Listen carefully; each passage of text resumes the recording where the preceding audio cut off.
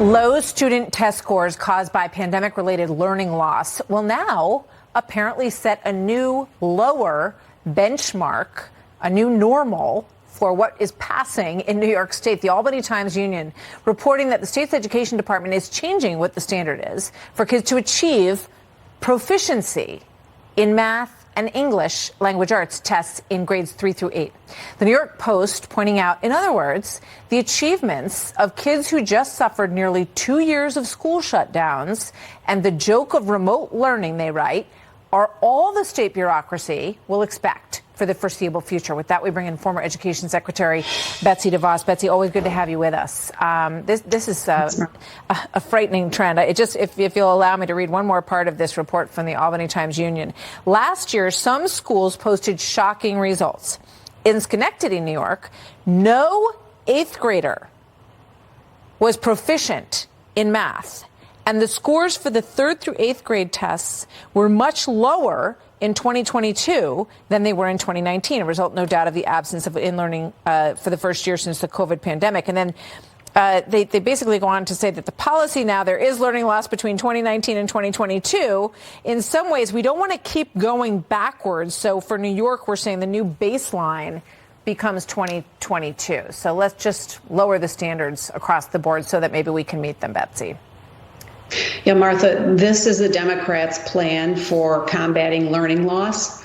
Lower expectations, lower the bar, hide it from parents, don't measure anything, and, just keep on doubling down on the failed policies that they've continued to promote. This is happening not just in New York, but also my home state of Michigan, where just last week, the Democrat legislature and the Democrat governor repealed the 3rd grade reading law. They're about to go after the A to F grading for schools.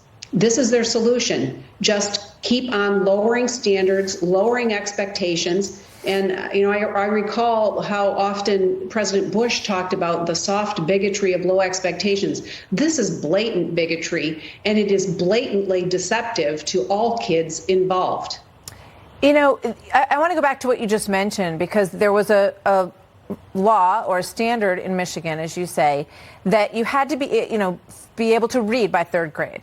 It's a very good measure because obviously you don't want any student to go further than that. They're going to feel so lost in 4th and 5th grade if they can't read. So now that they are changing that standard, they're going to allow kids who can't read to advance to 4th grade. How is that going to fix the problem, and how won't that child just feel frustrated and more nervous?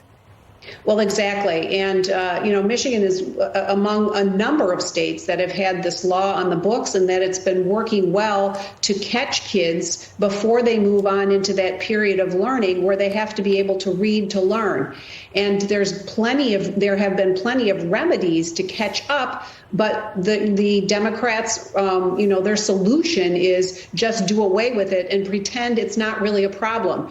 Well, we are failing these kids by continuing to move them on and give them a false perception of what they can actually do and make them more frustrated. It's no wonder that eventually a lot of these kids end up dropping out of school. That's and terrible. There are so many tools to actually help them learn to read, starting with giving the parents the opportunity to choose a better venue or a place that's actually going to help them learn. Yeah, if they can pull the kid out and get them into another program through choice where they will make sure that they can read. I mean, to have kids in the country can't not be able to read is such an enormous problem. If you look at Arkansas and other places, Iowa, they're doing, in Arkansas, the governor is adding tutors to the program for any child who can't read, options for them to get extra help. Extra help is what they need, not lower standards.